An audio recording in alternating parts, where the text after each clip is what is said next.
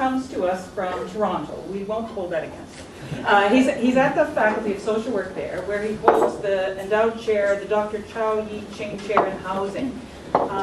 He's an urban planner, though, in a school of social work, and that's what he and I were chatting about earlier. And as Maeve referred to, it's the cross-fertilization of ideas and disciplines and people in community, people in the academy that can solve some of the problems and work on, and we can energize each other. So we're very, very pleased to have Dr. Kolchansky here to speak to us this morning. Some of you may have heard him last night.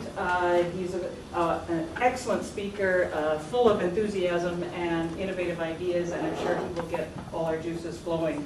He is the principal investigator for a Neighborhood Change Community University Research Alliance, which is funded by the Social Sciences and Humanities Research Council. And he's been really interested in neighborhoods, human rights, housing, urban planning, how you put all those things together to build healthy communities. So I know you'll be very interested in what he has to say to us, and we'll be full of questions. So with no further ado, I'll turn it over to you, David. Thank you for being here. Thank you. Right across the country, this is happening, I'd say sort of finally, right? Because when you think back 10 years, and people in your positions, if you weren't in them 10 years ago, but didn't necessarily come together in this way and be engaged both professionally or in your job, if that's relevant, or as a citizen, right? So this is happening all over. So that's a very positive thing there. So my role today, I think, is to, I'm going to table a whole bunch of things. You know, I could talk all day about what's on this little piece of paper here, but I'll, you know, just restrain myself and say a few things from there that I hope will be helpful on housing and homelessness, some thoughts.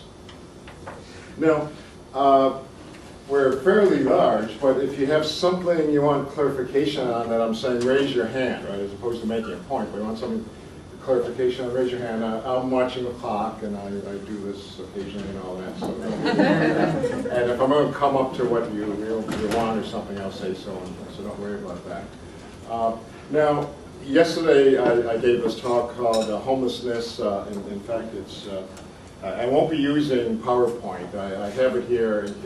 Depending on how the discussion goes, there are a few things I could pop up and show you, but my topic last night, and often I have a whole long PowerPoint presentation on homelessness, past, present, future.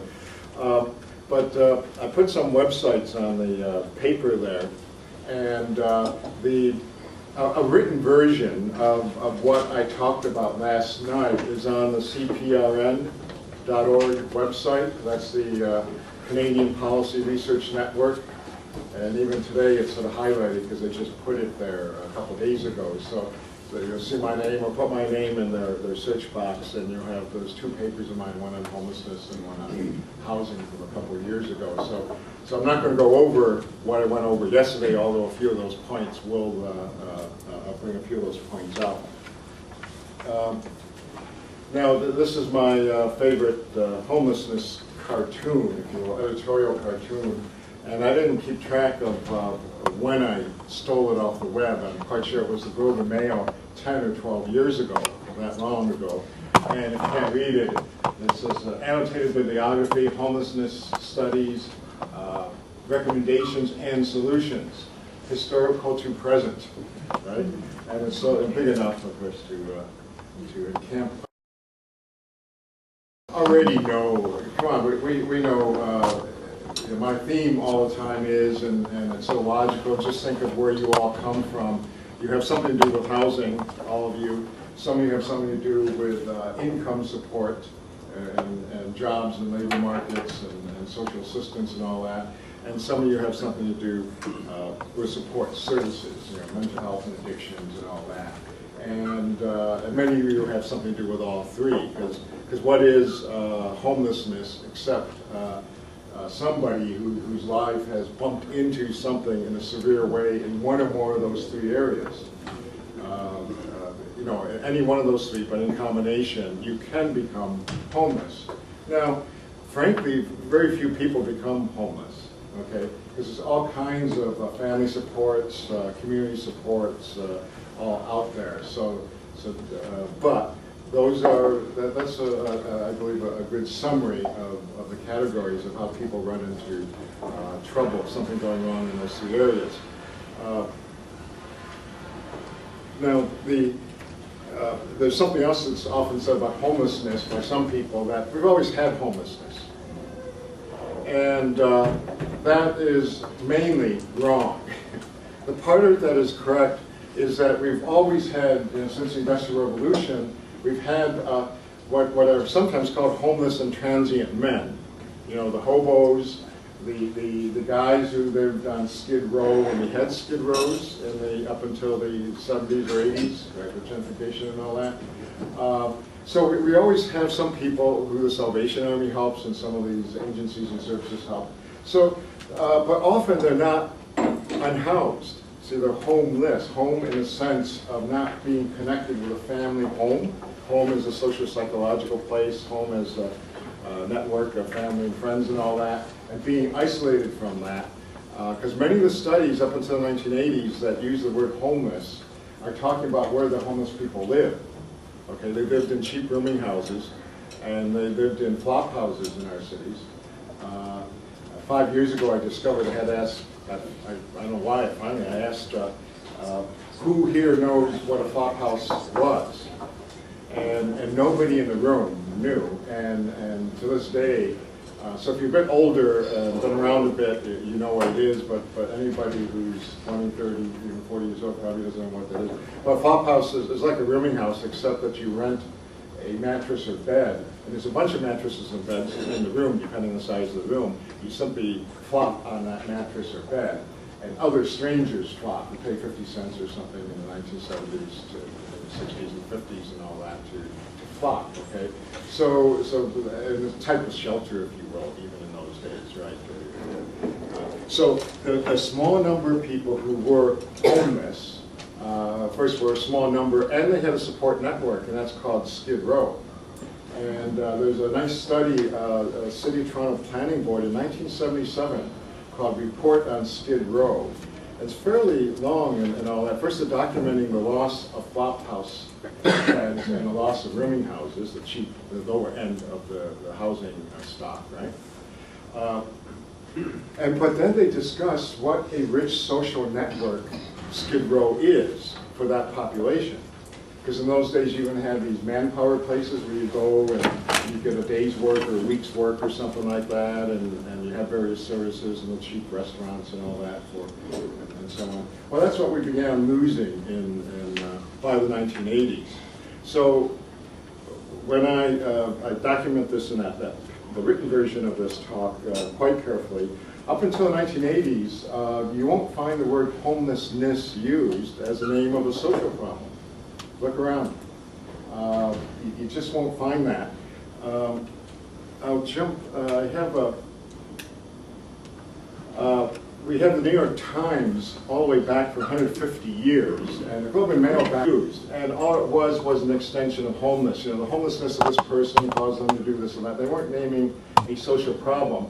Look at what happened. So 1980 to 2005. 91% of all uses of the word homelessness occur since 1980. 91% out of 150 years in the New York Times. So in the English language in North America, see, the discussion of homeless people, and sometimes the ness was stuck on the word, but very rarely, even 1970, 74, look at 17 times. So it's a few times a year even that homelessness is used. It's not used to just name a social problem. So in the 1980s, we began naming a set of social problems, and that's the problem, right? It's a set of social dislocations, a set of problems. We began naming them as homelessness. And I think that's rather unfortunate, because as you just went around the room, look at all your specialties, and all your specialties have something to do with the set of social problems we lump together as. In the media and every place else, we talk about those specific things. So things around housing, things around specific support services for specific population groups, right? Specific income issues for different people, the social system. We do some of that, but not much. We lump together people in dire straits and dire needs and unhoused and in shelters and all that in this one category of homelessness. And that creates a problem, right? And it sort of hides what's going on. It's a very convenient handle to call it that. Because then the next thing comes up is, how do you define homelessness? Right?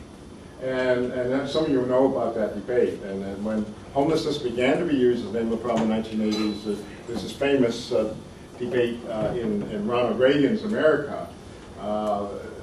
So they recognized that there's a problem. But then the Reaganites want to just talk about the people you see on the street. You know, nobody else is homeless, even if they're in a homeless shelter or something. That's a shelter. They're sheltered. Okay, it's just the people in the streets. Whereas advocates and others, and mental health people, and social workers, and all kinds of people who know those populations, you know, this is a bigger problem than just that. So there's that funny debate about who, and it is a funny debate. It's a useless debate, right? If you're going to use the term, just be clear on how you're using it. There's no right or wrong definition. But there is a helpful way to, when I describe the use of this word, as opposed to define the word. And that's in this paper, and I'll just, but 10 years ago, a couple American researchers said homelessness is an odd job word pressed into service to impose order on a hodgepodge of social dislocation, extreme poverty, seasonal or itinerant work, and unconventional ways of life. Okay? So that's not a definition as such, it's a description of how society's using that word, that we've tossed all kinds of things into this word, a hodgepodge of social dislocations, call it that, and oh, isn't it too bad? There's another thing about homelessness. Who is in favor of homelessness? Where's the lobby for homelessness, right? And yet we have it, right? Now on all kinds of other things, there'll be lobbies for and against. You want to talk about minimum wage? You'll find economists saying how a low minimum wage, as low as you can get it, is great for the economy. And there is a lobby, of course, from employers to have a low minimum wage and no minimum wage, okay? Rent controls, right? The debate over rent control. So you got people for and against all kinds of things in our society, right? But not homelessness. So nobody is in favor of homelessness, and yet we have it, and by any standard, it's worse, and the reason you're in the room now. So that's sort of, my first point is about these three periods now in thinking about homelessness. And the first one, following World War II, is from World War II to about the 1980s, the late 1970s. We were building a middle-income society. We brought in the social safety net. We brought in the universal health care system. We had the Canada Assistance Plan, which was abolished in the mid-90s, which said the federal government would pay half the cost of social assistance right across the country, so that there would be a base on poverty, in effect. So fewer people qualify for that. We brought in an unemployment insurance system that we know was changed in the 1990s to give fewer benefits to fewer people and all that. So as the 1960s and 70s, we were building this middle-income society.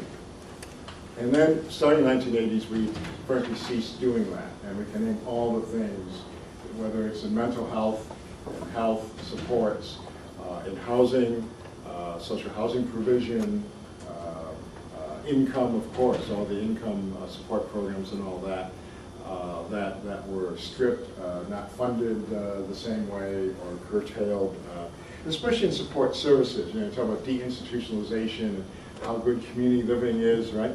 Well, you need supportive housing for people living in the community, and there's a severe shortage of that and many other things, and that's why we're here.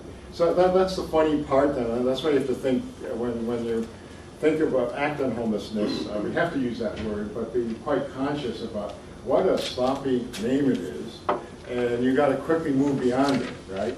Yeah, we're the homelessness committee, we're the homelessness coalition, we're whatever, but here's what needs to be done in a big way, but then here's some immediate things that can be done, right? The short term, the long term, and all that, right?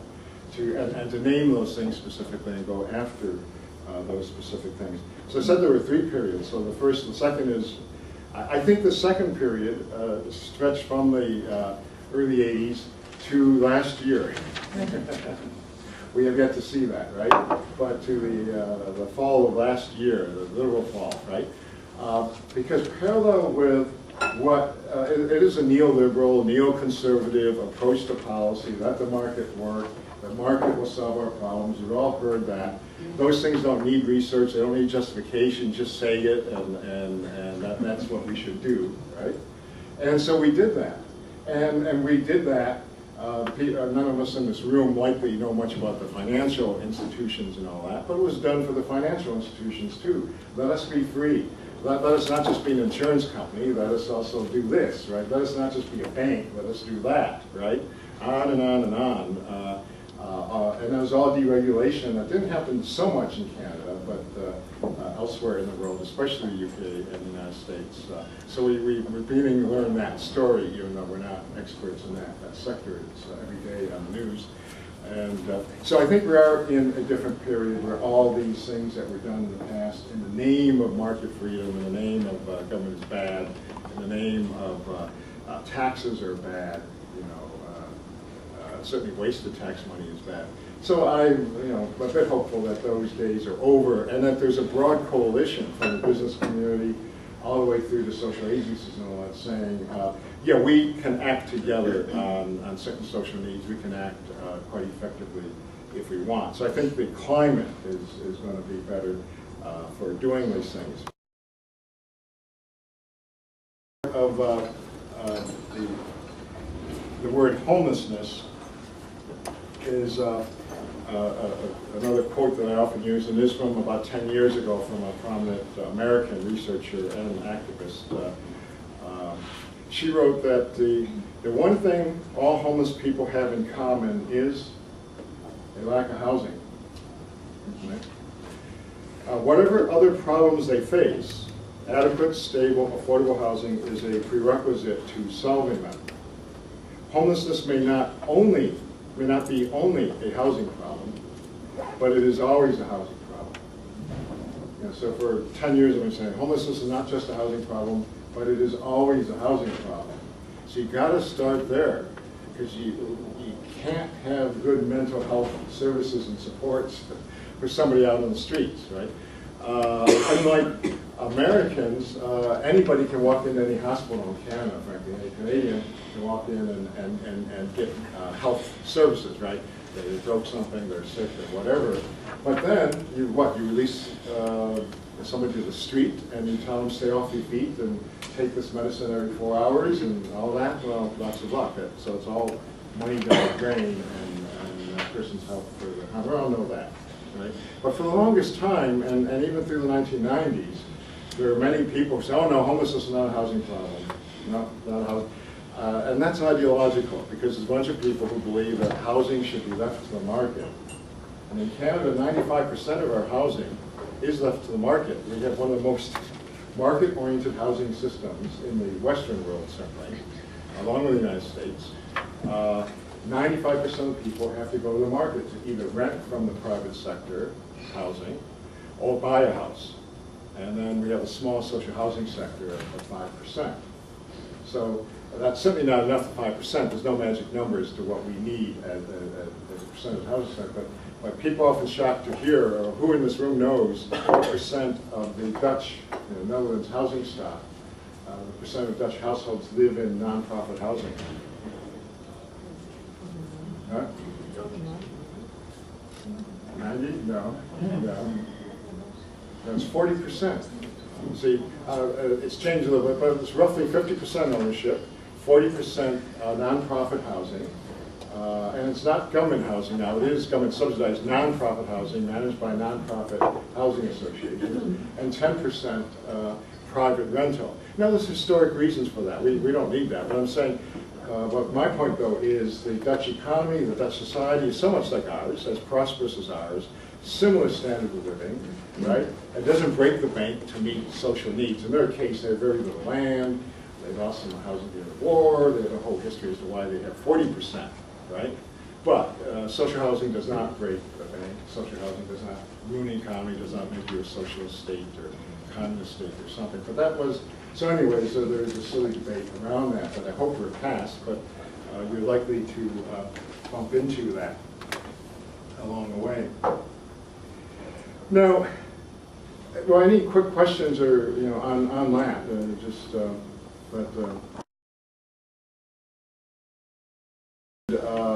running away from home for some reason have to do with a woman fleeing domestic violence, or some family that can't pay the rent, and on and on, somebody with a severe mental health problem and isn't seeking help. And what do they have in common? Well, I just said they have, in the end, lack of housing in common. After that, they have almost nothing in common, right? But we lump them together, the homeless. So that's something you should be on a warpath against. Catch yourself. I was guilty of it in the past, and we have to pay attention to that. So what I'm doing here with this right now is what I call concept or framework clarification. So here's the academic side, right? I was very uncomfortable all along with the word homelessness, okay? Because adding the ness makes it an abstract concept. So I know what home is, we know what homeless is, right? But then homelessness. And I like to compare that to the word hope. We know what hope is or hopeless is, right? But as soon as you have hopelessness, you have something very rich and different, and you can think about that for a long time. What is hopelessness, right? So adding the ness creates all kinds of problems, and I sort of knew that, and this is how I figured it out. So we can discuss it or whatever later, but to try to clarify the common terms that we tend to use. So don't take them for granted, because they often hide things, or when you think about it, you can think about what is a richer way to talk about what it is that you want to talk about. So this so far has been a discussion of what we call the homelessness problem, right?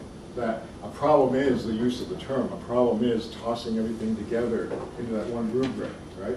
And a sign of that, again, is where's the lobby for homelessness? And yet, it is so pervasive, right, and widespread. Now, another example, now going to housing as opposed to homelessness, is, again, it was in the 1980s that the term housing affordability came into common use. Now, how many of us have used that word, right? Housing affordability, I mean, we all do, have to. So, but I still remember in the 80s, I was just a new professor, not a younger professor, yeah, by far. And, but I remember Larry Bourne, a colleague, geography professor, saying, why are they doing it? You know, the media and all that, talking about housing affordability problem. Because it's internally contradictory, right? You can either afford something or you can't. Right? So then if you're poor, you could never afford to buy a house anyways when you're poor. And yet somehow we got a housing affordability problem. And I've done the research again, checked it. I challenge anybody to find, prior to the 1980s, us using the term housing affordability to name a problem. See, in the 50s, 60s, and 70s, we were talking about poor quality housing. We had urban renewal programs. 1973 had a neighborhood improvement program in the Housing Act. We were building social housing, we were building public housing before that. We were doing all kinds of things, good or bad, but the things along those lines to improve the poor quality housing that people had. People had poor quality housing, poor people had very poor quality housing. And then all of a sudden we have a housing affordability problem.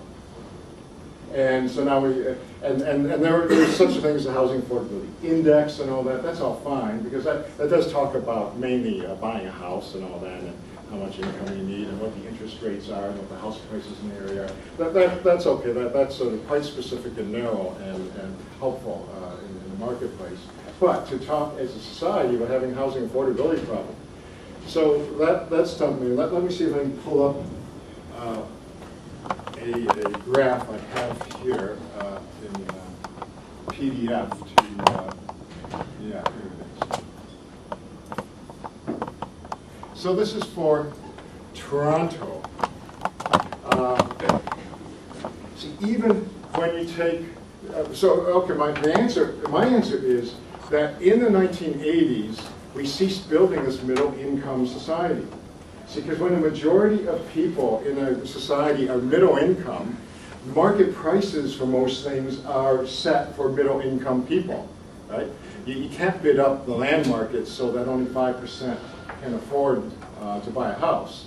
And that's a bubble. Things will collapse, and house prices, so that a majority can buy a house. So we were building a middle-income society, and you know, I'm the oldest of 6 kids, so my father, one job, supported a family of 8, right, and 2 cars in a suburban house, right? That's the way the 50s and 60s were, and things began changing. You needed 2 incomes to do that, and so on. So the thing is that there's been a decline in the middle income group throughout Canada. I happen to have the details for Toronto, and for the city and for the suburbs and all that. David, can you make it bigger? We can't see it in possible. Yeah, it's not a PowerPoint. It's fine. So I can't, and the arrows are enough. The details don't matter. But, and this is on a neighborhood basis. You take the, but anyways, all we did was to take the 1970 income. What was the average income for the Toronto area? And then we asked of every census tract, how much above or below the average are you? And we did the same thing for 2005 and all the years between. And then we took really big categories. So this is 50% of the population. Okay, if you're 25% above or below the average income in each of those 2 years, you were called middle income. It's more dramatic when you take 40% instead of 50% and all that, but there should be very little difference here, but there's a dramatic difference. Anyways, the point is that in 1970, 70% in the city of Toronto now, which is this 2.5 million people place, 70% of them were middle income, and now 36% are middle income. And this is what we're doing on a person basis, and we happen to be looking at neighborhood change. This is 70% of the neighborhoods are middle income, and now 36% of the neighborhoods are middle income.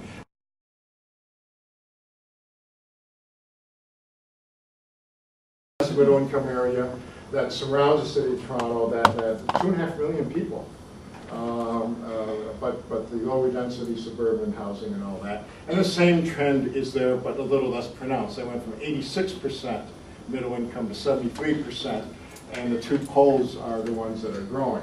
So because they're so homogeneously middle income to start with, they still are 73%, but the trend is the same.